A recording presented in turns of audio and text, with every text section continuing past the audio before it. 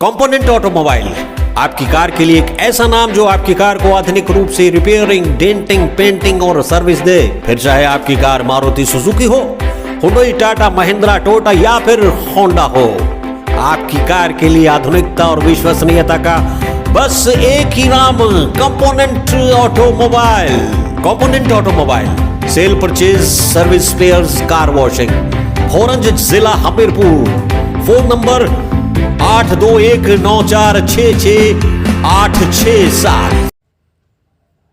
नमस्कार, आप देखना शुरू कर चुके हैं देवभूमि मिरर न्यूज पे एक और लाइव कवरेज। और वार्ड नंबर 6 नगर निगम मंडी से हम एक कैंडिडेट के साथ आपको मिलाना चाहते हैं, एडवोकेट विनोद कुमार जी। स्वागत है आपका। नमस्कार, धन्यवाद जी। वार्ड नंबर 6 से आप चुनाव लड़ रहे हैं, मेन मुद्दे क्या है आपके? मेन मुद्दे बहुत है जी, क्योंकि ग्रामीण क्षेत्र से अब नगर निगम की ओर हम अग्रसर हुए हैं। तमाम योजनाएं जो हैं वो अलग हो जाएगी, कई चुनौतियां हैं, कई अवसर हैं। अब ये देखना होगा कि आगे चलकर हम किस तरीके से इन योजनाओं को धरातल। क्या अवसर है? अवसर नगर निगम में ये है क्योंकि ये अब सारा एरिया जो है वो कमर्शियल पॉइंट ऑफ व्यू से आगे बढ़ रहा है, तो यहाँ पे जो रोजगार के साधन ज़्यादा बढ़ने वाले हैं तथा व्यापारिक क्षेत्र हमें ज़्यादा बढ़ेगा, उससे जो है यहाँ पे लोगों को रोजगार की संभावनाएं ज़्यादा बढ़ेगी जी। कमर्शियल के साथ साथ समस्या भी तो पैदा होती है, आपकी सिक्योरिटी की समस्याएं, आपकी बाकी समस्याएं तो होगी है, लेकिन उसके लिए ढांचागत विकास करने की आवश्यकता है। सिक्योरिटी के लिए जो है यहाँ पे नेशनल हाईवे के साथ हमारा एरिया गुजरता है। क्या करेंगे उसके लिए? उसके लिए तो यही है कि जितने भी आधारभूत ढांचा है उसको विकसित करवाएंगे और प्रशासनिक स्तर पर मानव ये तो स्टेट गवर्नमेंट के अंडर आता है ना सारा काम। जो नगर निगम क्या करेगा? नगर निगम के एरिया में हम सीसीटीवी कैमरे लगा सकते हैं, स्वच्छता की ओर काम कर सकते हैं, पार्किंग की व्यवस्था कर सकते हैं। बहुत से मुद्दे हैं विकास कार्य के लिए जिनको हम अमली जामा पहनाएंगे। मेजर मेन 3 मुद्दे क्या हैं जिस पर आप काम करेंगे? मेरा सबसे मेन मुद्दा यही रहेगा कि मैं यहाँ पे स्वरोजगार के साधन पैदा करूँ ताकि यहाँ के जो बेरोजगार युवा हैं उनको रोजगार मिले। जैसे मैंने यहाँ देखा है दुकानों में ज्यादातर बाहर लड़के काम करते हैं, तो उनको पहले ही क्यों नहीं रोजगार दिया गया इस तरह में? वो इसलिए था क्योंकि यहाँ के लोगों का उतना कौशल विकास अभी नहीं हुआ है, और यहाँ पे जितना इंडस्ट्रियल एरिया ये है, गाड़ियों के यहाँ पे काम है, तो बाहर के लोग कुशल होकर यहाँ पर आते हैं। यहाँ पे थोड़ा सा अध्ययनरत रहते हैं लोग, सरकारी क्षेत्र में जाने की ज़्यादा संभावनाएं रहती है। अब जबकि सरकारी क्षेत्र में बहुत ज़्यादा दबाव है, इसलिए हमें स्वरोजगार का रास्ता ही अपनाना होगा और उसके लिए हम लोग भरसक प्रयास करेंगे, जिसकी यहाँ अपूर्व संभावना है। आप सोशल सर्विस में आ रहे हैं वकालत से, तो क्या स्पेशल क्या करना चाहेंगे जो बाकी लोग नहीं कर रहे हैं? क्योंकि सभी लोग बोलते हैं स्वरोजगार की बात करते हैं, सीसीटीवी कैमरे की बात करते हैं, लाइटों की बात करते हैं, विनोद कुमार क्या बात करते हैं? मैं आपको ये बताऊं कि सबसे मूलभूत जो जरूरत होती है, आवश्यकता मनुष्य को विकास के पथ पर ले जाने के लिए, वो होती है उसकी व्यक्तिगत और पारिवारिक उत्थान। आर्थिक रूप से उस आर्थिक स्थिति को अगर हम सुदृढ़ करते हैं तो ये जो ढांचागत जो विकास है, जैसे आपने बोला ये स्टेट सब्जेक्ट है, तो स्टेट की तरफ से बहुत से फंड यहाँ पे आते हैं। और नगर निगम जब यहाँ बना है तो ऐसी संभावना व्यक्त की जा रही है कि यहाँ पे ढांचागत विकास के लिए बहुत सी धनराशि आएगी, उसका उपयोग तो हो ही जाएगा। हम लोगों ने जो व्यक्तिगत समस्या यहाँ पारिवारिक समस्या लोगों की है, और वो है युवाओं के रोजगार के लिए। मैं बीच में आपको टोकना चाहूंगा, why not Congress, why not BJP और व्हाई इंडिपेंडेंट? आपका विजन अच्छा है पर क्यों कोई पार्टी नहीं? देखिए, ऐसा है कि मुझे भारतीय जनता पार्टी की तरफ से टिकट मिला था, लेकिन कुछ परिस्थितियां ऐसी हुई कि अंतिम क्षण में मेरा टिकट काट दिया गया। अब वो तो पार्टी हाईकमान ही बता सकता है कि उसमें क्या उनको लगा होगा।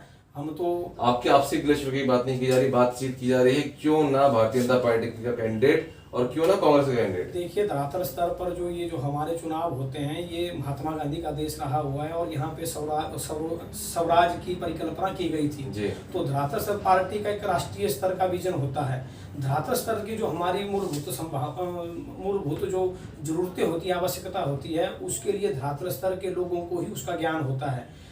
अलग अलग से आपका कहना क्या है कि जो कांग्रेस बीजेपी कैंडिडेट धरातल स्तर पे नहीं है? धरातल स्तर नहीं है, लेकिन उन पे दबाव राष्ट्रीय नीतियों को लागू करने का ही रहेगा। तो जो आवश्यकता, आप जमीन जोड़े काम करेंगे? जी बिल्कुल अवश्य, क्योंकि हमारा 20 वर्षों का अनुभव ग्रामीण क्षेत्र में रहा है। मैं पहले पूर्व प्रधान ग्राम पंचायत लिहार रहा हूँ, उसके बाद मैं पूर्व क्या किया था लिहार में आपने 5 साल? मैंने सबसे पहले तो हमारी ये ग्राम पंचायत बहुत बड़ी ग्राम पंचायत थी, 11 वार्डों की थी। अगर मैं अपने 5 साल की सबसे बड़ी अचीवमेंट मानता हूँ तो मैंने ये ग्राम पंचायत अलग कराई थी और ग्राम पंचायत से निहार अस्तित्व में आई थी, और वही पूरा क्षेत्र अब नगर निगम मंडी में वार्ड नंबर 6 के रूप में जाना जाएगा। जी, तो आपको फायदा होगा इसका? अब फायदा ना भी बहुत विशाल सब्जेक्ट है, उसके बारे में डिटेल में बात की जा सकती है, लेकिन हम तो ऐसा कुछ घंटे बचे हैं कल वोटिंग में जी, और हम क्या लग रहा है? हम जीत रहे हैं। जी, बिल्कुल जीत रहे हैं। क्या कहना चाहेंगे अपने मतदाताओं से सीधे? मतदाताओं से मैं यही कहना चाहता हूं कि आप अपनी आत्मा की आवाज़ सुनना, जमीर का अपनी आवाज़ सुनना, और आप लोग, हर परिवार, हर व्यक्ति मुझे पर्सनली जानता है, व्यक्तिगत रूप में जानता है।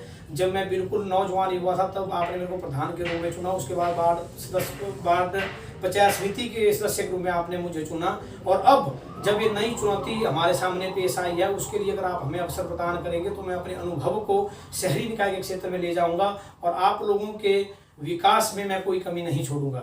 तो देखिए, हमने आपकी बातचीत कराई विनोद जी से, और इन्होंने अपने जो मुद्दे हैं वो सामने रखे हैं। निर्णय आपको करना है, वोटिंग मशीन जो है वहां तक जाके जो उस पल का आपका निर्णय होगा वो ही ये निर्णय करेगा कि आपका जो क्षेत्र है वो कितना विकास करता है और आपने जो प्रतिनिधि है उससे कितने जवाब मांग पाते हैं। तो अपना मतदान जरूर कीजिए और मतदान कक्ष तक जल्दी जल्दी पहुंचिए, यही अपील देवभूमि मेरठ की है। और हम अपनी चुनावी कवरेज में लगातार बने हुए हैं। मंडी नगर निगम क्षेत्र से लगातार हमने आपको दिखाया कि कौन कौन सा प्रत्याशी किसके क्या विषय में कौन काम करना चाहता है, कौन सा प्रत्याशी जो है किस प्रकार से अपने विजन को सामने रख रहा है, और कौन सा प्रत्याशी किस विजन पे काम कर रहा है, और किस पार्टी पे कितने सीटें आ रही हैं। हर पार्टी जो अपने अपने दावे कर रही है वो भी आपके सामने पेश नजर है। कुछ चीज़ें गलत भी हो रही है वो भी आपके सामने हमने दिखा दी हैं, और इन्हीं सब चीज़ों को दिखाते हुए लगातार देवभूमि मेरठ आपके साथ जुड़ा हुआ है। तो आप अब आगे भी जुड़े रहिए। कल आपके पास चुनावी नतीजे लगातार हर पल हर क्षण जो है शाम को आएंगे। उससे पहले जो चुनाव का आप लोग चुनाव में वोट देने जाएंगे उन चीज़ों को भी हम लाइव दिखाएंगे। तो जुड़े रहिए देवभूमि मेरठ के साथ। शुक्रिया। पिया तो रखे साया अभिमान, पिया तो बीती यादों से नाता सहेजना सीखा, हाथ थाम कर जिनके चलना सीखा, गिरने लगती जब तो उनसे संभलना सीखा, पिया तो रखे साया अभिमान, उनकी डांट से खुद को तराशना सीखा, पिया तो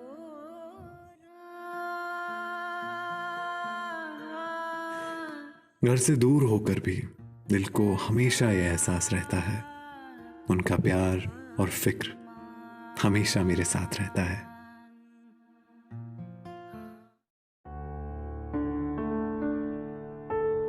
भूषण ज्वेलर्स, अनमोल रिश्तों के लिए।